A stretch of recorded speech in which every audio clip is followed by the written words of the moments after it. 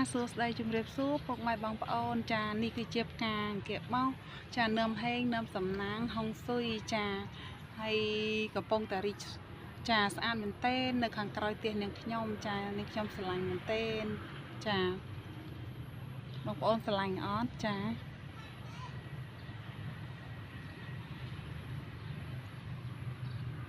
ចាសួស្តីជំរាបសួរពុកម៉ែបងប្អូនចាផ្កាគៀបមកយ៉ាងស្រស់ស្អាតចា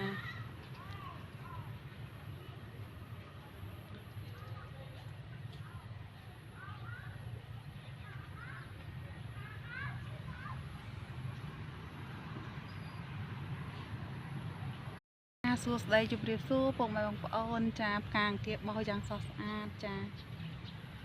ខ្ញុំស្រឡាញ់ផ្កាចាបងប្អូនស្រឡាញ់ផ្កាឬទេចា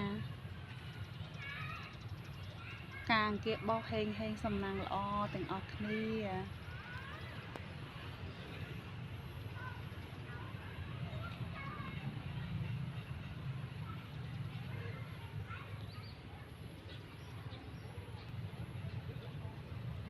ចាជម្រាបសួរពុកម៉ែបងប្អូនចាផ្កាគៀបបោះយ៉ាងស្រស់ស្អាតចាខ្ញុំស្រឡាញ់ផ្កាពុកម៉ែបងប្អូនស្រឡាញ់ផ្កាឬទេចាស្រស់ស្អាតមែនទែនពុកម៉ែបងប្អូនចា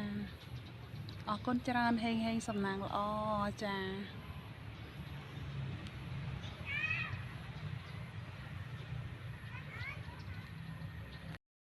ចាពុកម៉ែបងប្អូនទាំងអស់គ្នាចារីករាយជាមួយនឹងផ្កាស្រស់ចាផ្កាអង្គាបោះយ៉ាងស្រស់ស្អាតចាដើមមកក៏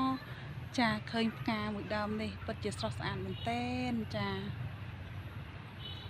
ខ្ញុំស្រឡាញ់ផ្កាអង្គាបោះបងប្អូនស្រឡាញ់ផ្កាអង្គាបោះដូចខ្ញុំអត់ចាស្រស់ស្អាត